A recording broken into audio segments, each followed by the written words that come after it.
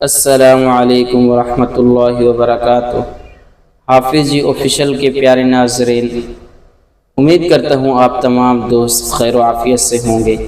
آج کا عمل ہے بگڑے ہوئے کام درست کرنے کا طاقتور وظیفہ۔ میرے دوستو، اکثر ہماری زندگی میں ایسے مواقع آتے ہیں جب ہر طرف رکاوٹیں ہی رکاوٹیں نظر آتی ہیں۔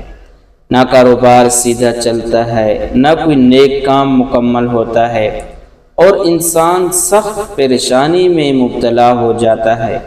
لیکن یاد رکھیں، قرآن و سنت میں ہر مشکل کا حل موجود ہے۔ آج میں آپ کو ایک ایسا مجرب وظیفہ بتانے جا رہا ہوں جس کے کرنے سے انشاءاللہ بگڑے ہوئے سب کام درست ہونا شروع ہو جائیں گے۔ سب سے پہلے یہ نیت کر لیں کہ یہ وظیفہ صرف اللہ کی رضا اور اپنے جائز مقصد کے لیے کریں گے۔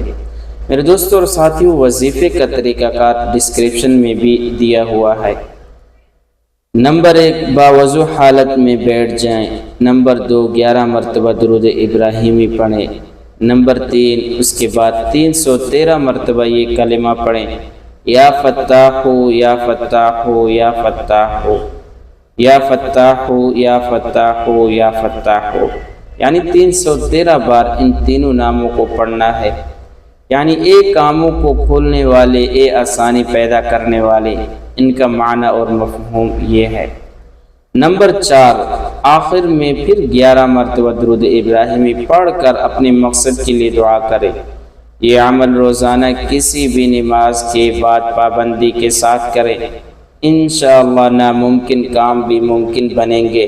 ہر طرف سے آسانیاں ہی آسانیاں نظر آئیں گی۔